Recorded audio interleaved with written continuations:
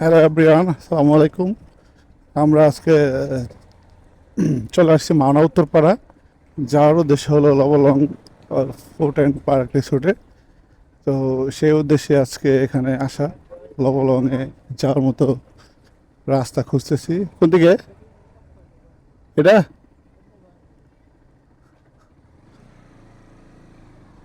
এত ভিতরে?